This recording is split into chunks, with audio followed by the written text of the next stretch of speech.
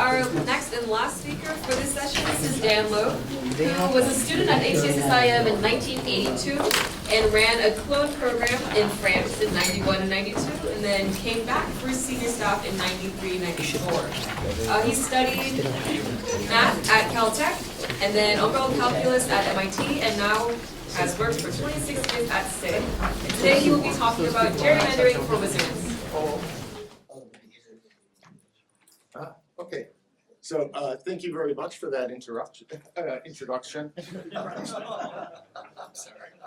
You're gonna have to excuse a little bit my slips of language. I actually not working at Susquehanna as a quant anymore. I had a small stroke at the beginning of last year, so I'm happy to be back here talking about some actual math in front of an audience. And I'm going to be speaking about redistricting, which I consider to be the intersection between two of my passions, mathematics and politics. So I'm going to start with some general results and notions and conclude with some recent work I've done on the numerical limits of gerrymanders under uncertainty.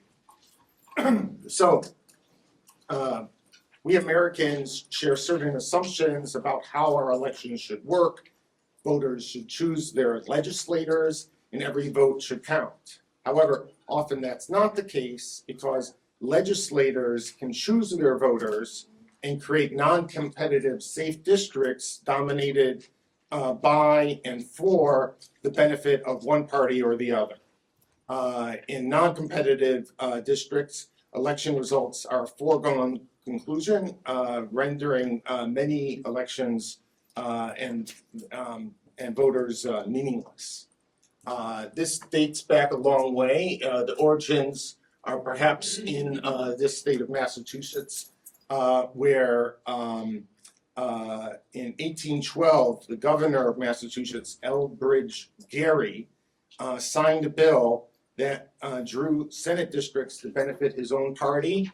And the Boston Gazette published this cartoon over here showing one of the districts surrounding Boston, I believe, which resembled the shape of a monster. And some people thought that that district looked like a salamander, so they named it the Gerrymander. And over time, of course, this practice has continued to be prevalent, and people stopped talking as much about Governor Gerry, so the G ended up getting softened. So now instead of the gerrymander, we talk about the gerrymander. There are various kinds of gerrymanders. So here we're looking at a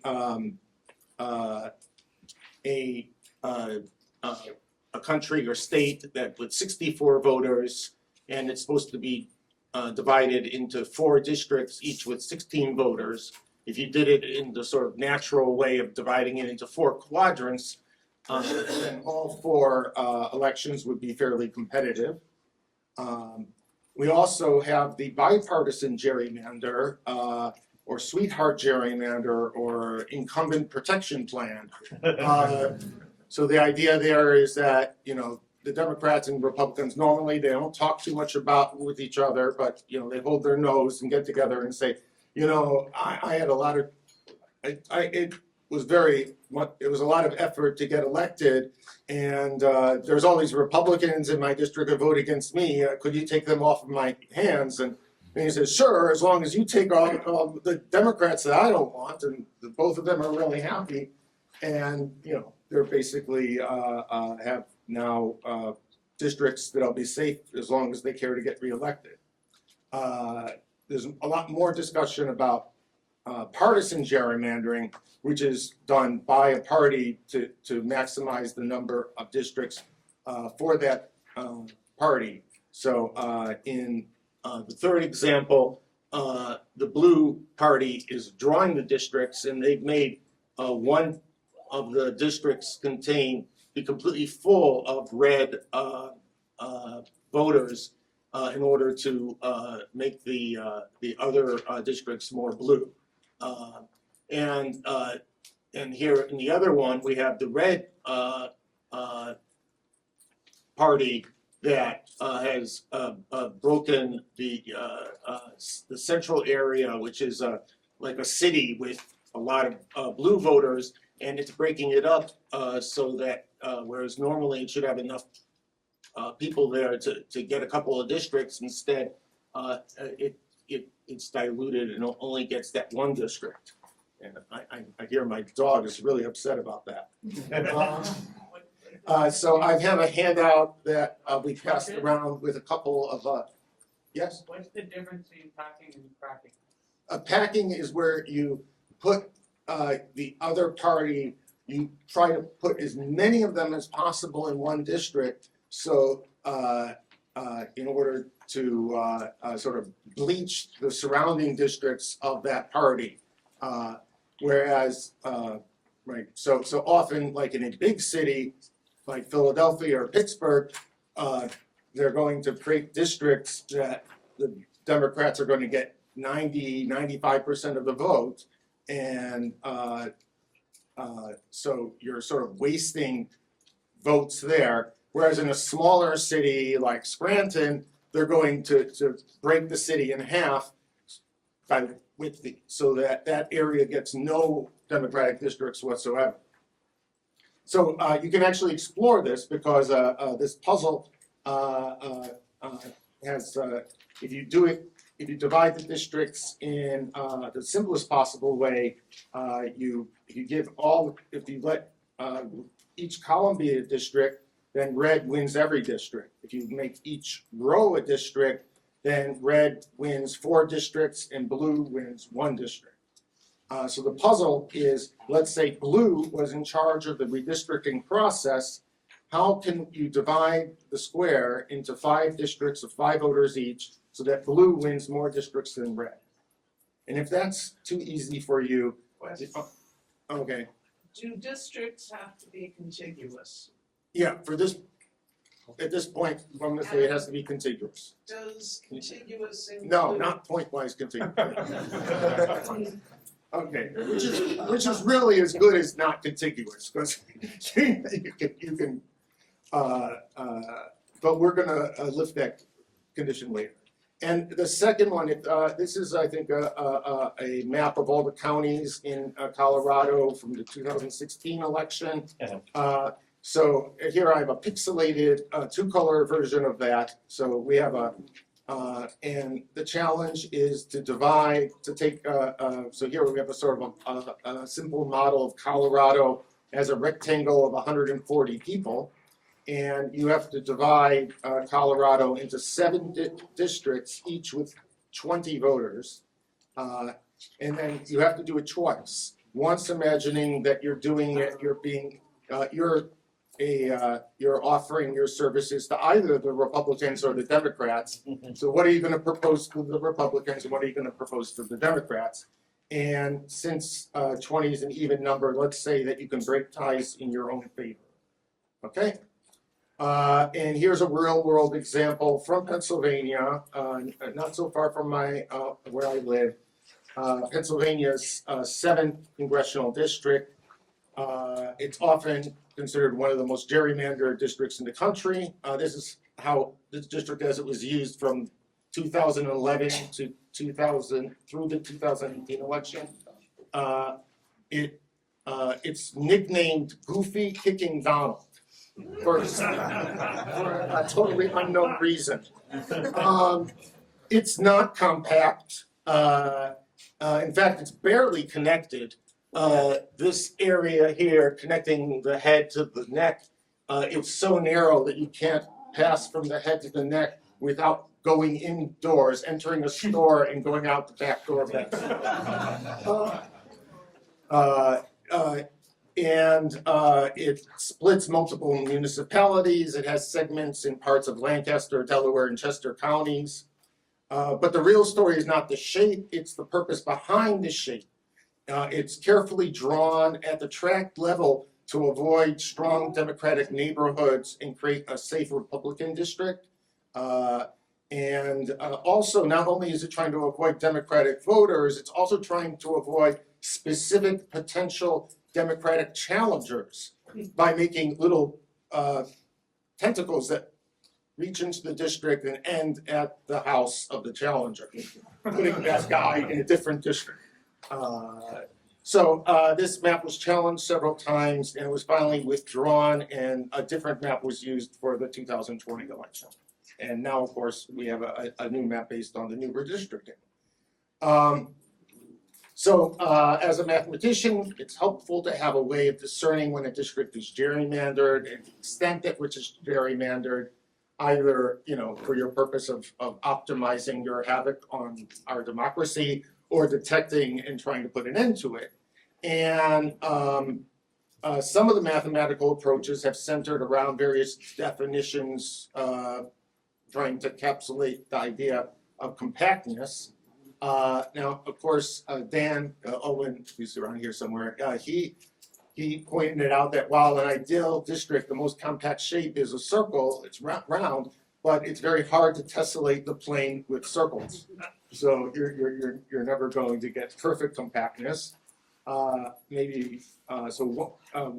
way of measuring it is to note that the circle has circumference 2 pi r. If I square that, I get 4 pi squared r squared, which is 4 pi times the area of a circle. So if I take the ratio of 4 pi times the area of a shape and divide it by c squared, that's called the Ponsonby-Popper ratio. That will equal 1 if the shape is a circle. And it's going to be equal to a smaller number for any other shape.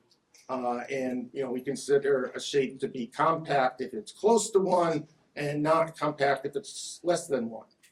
And somebody came up with a different measure, which turned out to be just the square root of the Ponsonby-Popper ratio, and they gave it its own name. You should also note that, as maybe you've learned here, that some shapes have infinite perimeter.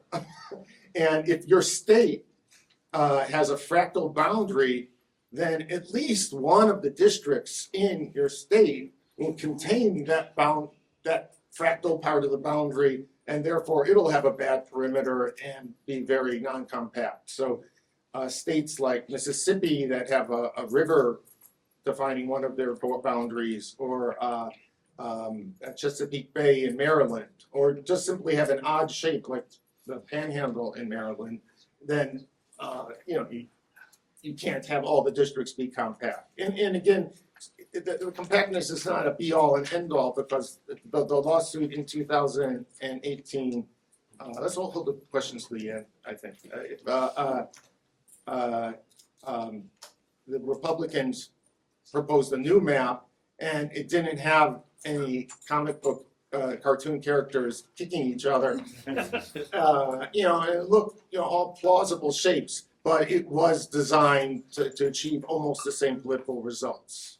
Here are some more ratios comparing the area of the district to a minimum bounding circle and comparing it to its convex hull.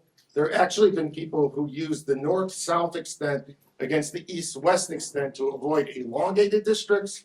But when you say that goofy kicking Donald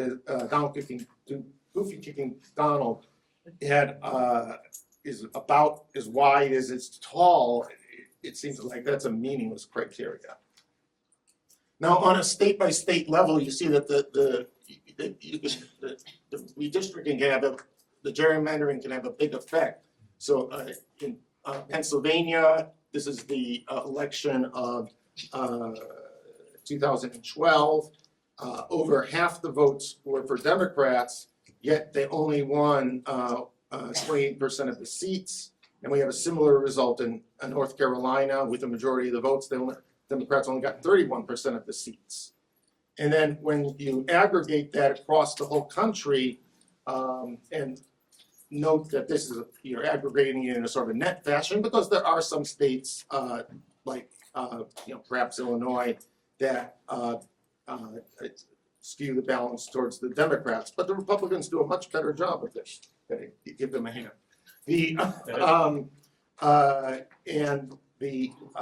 So like in the presidential election of 2016, Clinton got about 3 million more votes, but if you broke down that vote on a congressional district basis, Trump got 25 more congressional districts.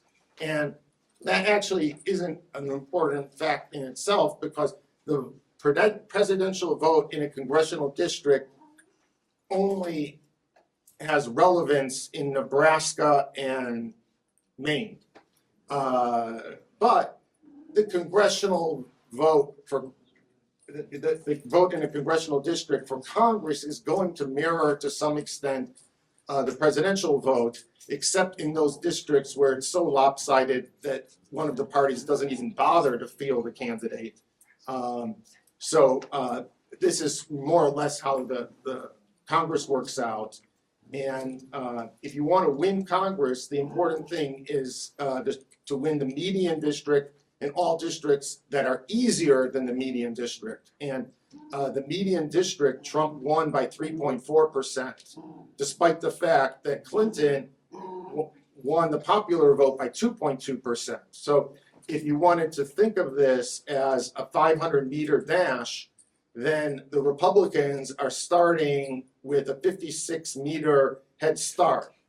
And the Democrats, with their extra outperformance of 3 million votes, were able to make up 2/5 of that gap. But that's nowhere near sufficient to gain control of the House of Representatives. So really, that was the determinant factor in that election. So now I'm going to talk about the theoretical limits of gerrymandering. So imagine a state in which 34% of the people support the A party, yes, vote A, and 66% of the people support party B, and then the party A is drawing the districts. And here I'm going to ignore any notion of compactness or contiguity, and just the only thing I'm going to require is equal population. About 100 years ago, that was a great way of gerrymandering, because the courts didn't enforce equal population. So you just put all of your opponents in one district, and you get N-1 districts for yourself. That's not really worth analyzing. But in this case, you're going to take, so let's imagine there's 6 districts. You're going to take a third of the districts, the bottom 2 districts, and fill them with 100% of the supporters for the B party. And so here you're imagining this district would be, okay, I'm taking you and you and you and you over there, and I don't have to even bother drawing the lines. I'm just going to, you could make a district in which its voters are the people whose social security number ends with 17, and David Kelly is president.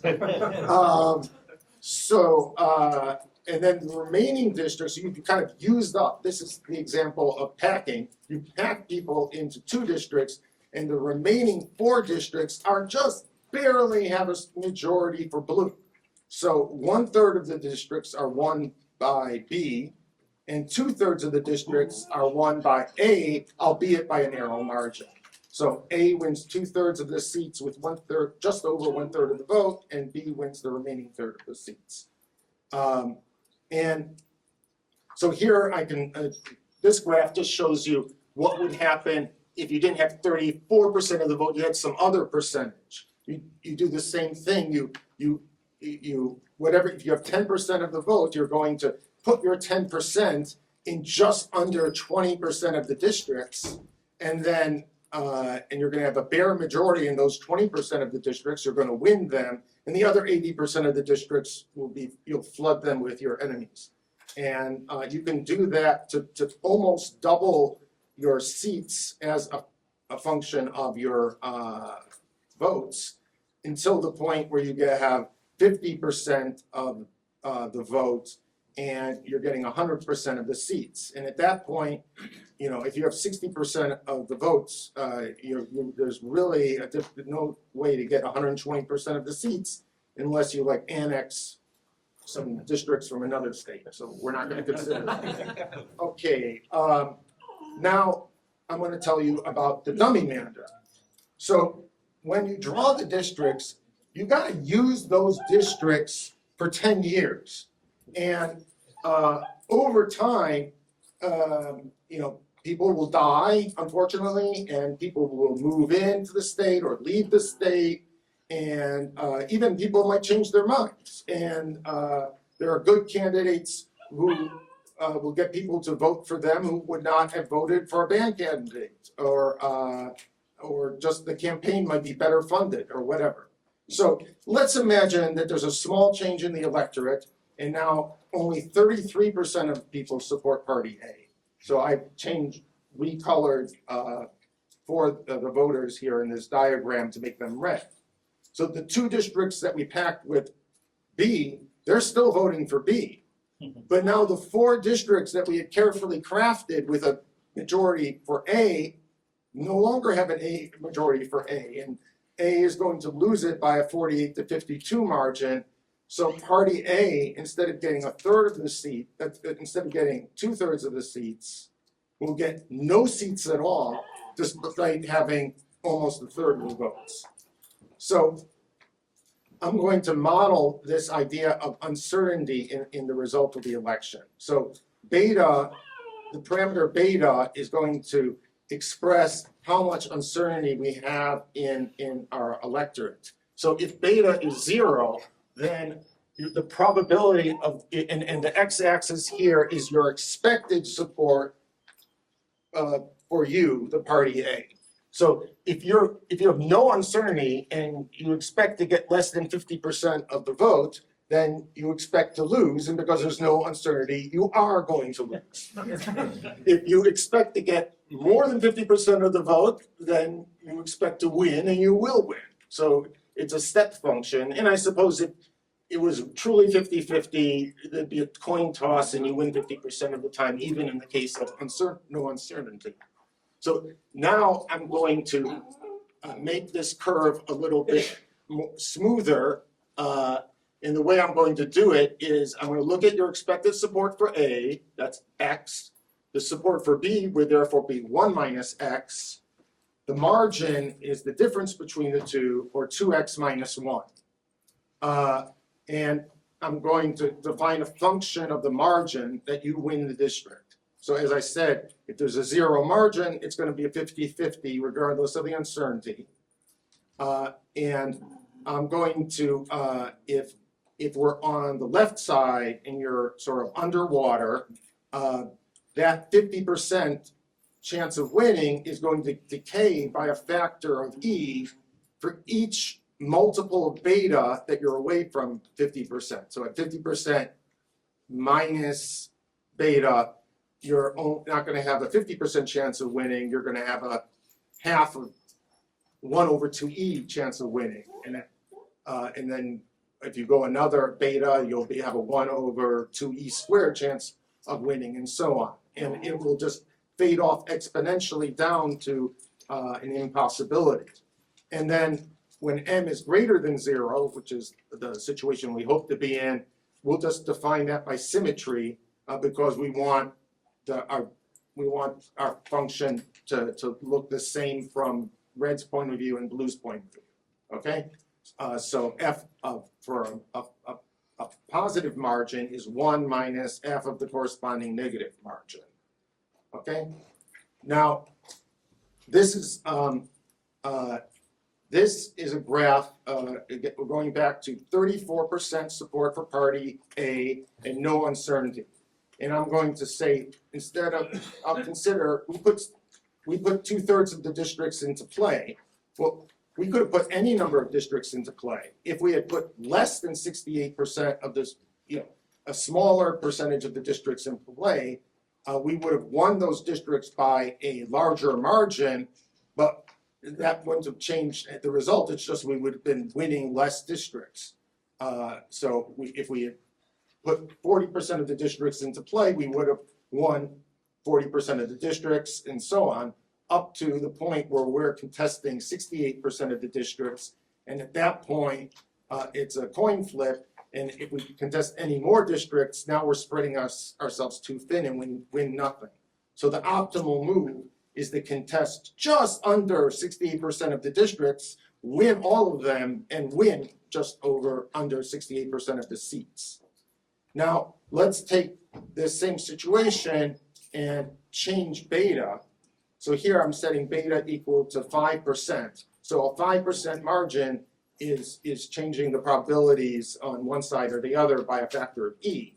So you see here, if we tried to just win everything by a hair and contest almost 68% of the districts, then our probability of winning any given district would be approximately 50%, and we would end up only getting 34% of the districts, over half of 68%. Whereas by not being as aggressive, concentrating our support in less districts, our probability increase, and therefore the number of districts we win increases. And that increases up to the point where we're contesting 60.5% of the districts and winning almost all of them, so that the result is that we're winning 58% of all of the districts. If we actually contest even less districts, so let's say we move on this curve like down to this point where we're contesting, let's say, 55% of the districts, then we're going to win virtually every district we contest. But every district we contest is 55% of the districts, and that's not as good as winning 58% of the districts. So there's a little sweet spot here where you're contesting less districts to build up the probability, but not too much. You don't want to give away too many districts. And here I did the same curves with a variety of values of beta, and you see that as the uncertainty increases, you're going to have to be a little less greedy. You're attempting less seats. Your target support, that's that's X. So X is the number of seats you attempt that are in play. A is 34%. That's your support statewide. So X over A is your support level in the districts that you're contesting. And so that's going up in order to compensate for the fact that uncertainty is increasing as you're going down this table, which is increasing your probability of the underdog winning. And your expected number of seats is over here. Now, this next chart is I'm keeping beta constant and varying A, and you see that this is all basically homogeneous in A up to the point that you're at contesting 100% of the districts, because you can't contest more than 100% of the districts. So you see that the percentage of the districts you contest is proportional to A. So we can just look at the multipliers, and these important criteria only depend on beta rather than A. So the target support that you're going to get in the districts that you're putting into play, that's only a function of beta. If A increases, you're going to be able to spread out and attempt more districts, but your support in those districts will be the same.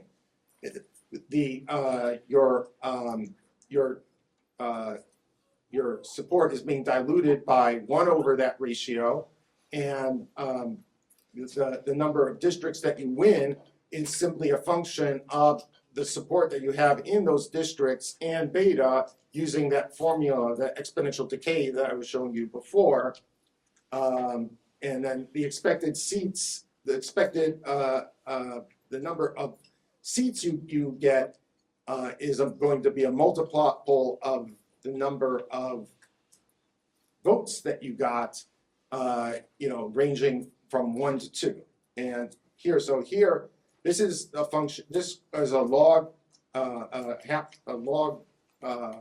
plot showing the target support that you're aiming for in the districts that were being put into play as a function of the uncertainty as expressed by the scale parameter. So if you have little or no uncertainty, then as we've seen, you can spread your support very, very thinly and aim for just over 50%, and yet you'll still be almost fully certain of winning those districts. And as uncertainty increases, we require larger and larger margins in order to compensate partially for the increasing risk of losing the district.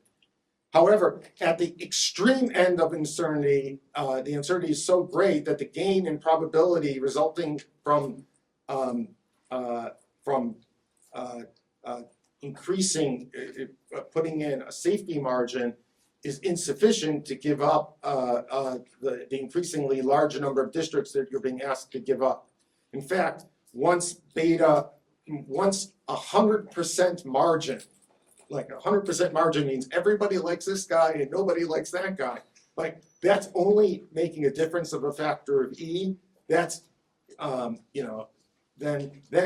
again, we're going back to, you're not going to spread yourself that widely. We're going back to forming districts where you're 50% support in the districts that you have. So you spread, if you have X% of the vote, you're going to contest 2X% of the districts. You're going to be 50%. You're going to have 50% support in those districts. So you're going to win half of those districts. So you're going to win half of 2X% of the districts. You're going to win X% of the districts. So now, given the target supports I mentioned, when you combine that with beta, that gives you your probability of winning the district. So as I said, when beta is, when there's almost no uncertainty, you're virtually certain to win the district, so 100%, nearly 100%. The icky yellow curve is the probability of winning the district. It stays very high for reasonable levels of uncertainty, and then it decays down to the 50-50 coin flip that I was mentioning before. And the red line has the corresponding probability of losing, which starts at 0%, near 0%, and goes up to 50%. Now, if the number of districts in play, as I said, statewide, if you divide it, in order to compute the number of districts, the fraction of the districts that you're going to put into play, you take your support statewide and you divide it by the target support you want to attain in those districts. So the expected number of seats that you win is the number of districts in play times the probability of winning these districts. So therefore, the probability divided by the target support, given by the graph on the right, gives the multiplier effect of your gerrymandering as a function of the uncertainty, beta. With little or no uncertainty on the left side of the graph, the blue line is near 200%, meaning that you're almost going to double your seats. The fraction of seats you get is going to be nearly double the fraction of the votes that you got, as in the 34%, 68% example. And then and that continues to decrease as there's more uncertainty, down to the point where beta is 100% and you're getting just your fair share of the seats. You have 1 minute left. Okay, all right, so that's good because I'm almost finishing. So I now trust that you've all gotten the answer to the redistricting puzzles. Here is one solution. We're packing 2 districts with the red voters, and then the blue voters, there's winning the remaining 3 districts on a 3-2 margin, okay? And then here is the other side of the sheet.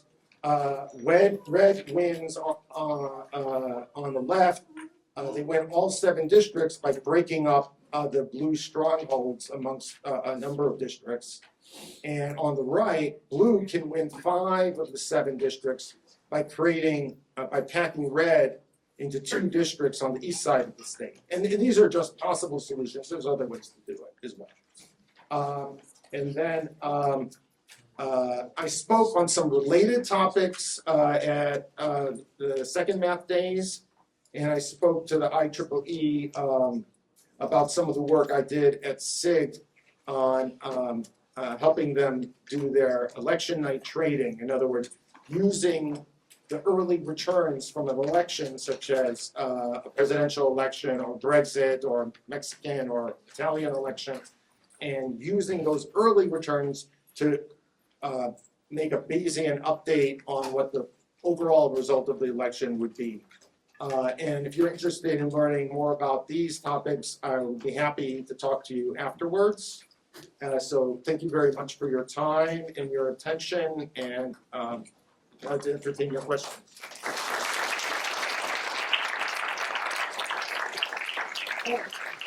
Yes. Okay. Can you put the first slide up again so we have?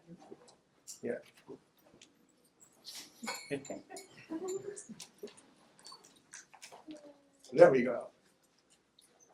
Yeah, Loeb's followed by some number, and Gmail. Yes. I'm curious, in actuality, what is the value of beta? Oh, well, I mean, you can, just as a, I mean, there's obviously a lot of different states and a lot of different calculations, but here we got 230, so Trump got 48.9% of the vote, and he won 230 out of 435 seats. So can anyone do that? It seems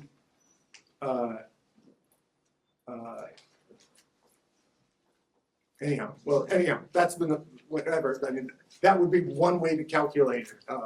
Sure, yeah. So, yes? I had a bit of a similar question. I was wondering, like, what kinds of statistical mechanism would you use to determine uncertainty? Like, on a given year, would you look at like how, like candidates, how kind of controversial they are, like what kind of factors would you look at? Well, certainly, like, I mean, part of it is how much like research you've done. In fact, there have been campaigns and studies that instead of using polling data, have used demographic data and mailing lists and so on. So instead of asking you, are you going to vote for Clinton or Trump, they see, okay, well, you drive a Prius, and you also own have a puppy, and you have a gun license, and you have this level of education, and you are a Mormon, and you know they put all these factors into their model, and if the number that their models give you a more accurate prediction of who you specifically are going to vote for than asking you. So it knows who you're going to vote for better. So a lot of, you know, I would say there's the most uncertainty in an election where a lot of time has passed and where you haven't done a lot of research and where the candidate, where there's like factors that like Trump was not a traditional Republican, so people didn't know what was going to happen. And you know, rightly so. A lot of people voted who don't typically vote in elections. It seems there's an additional factor in addition to the beta that's, you know, how good your predictions are because population may have changed, is the turnout. Oh yeah. And that would seem to need to factor in there as well. Right. Oh, and certainly third parties here. I've always assumed that there's a party A and party B, and there's no party Y or P or whatever. So and that plays a big role. And in primaries, it's a lot easier to switch between two candidates who have the same general philosophy than people who disagree on a variety of things. Back. What's your favorite electoral system for choosing multiple representatives? Well, I would say dictatorship, where I'm. Least favorite? What do you decide? I think that is a great note to end on. I just want to keep us on the schedule and make sure we can have time to go through lunch and clean up after ourselves. So thank you so much. Okay.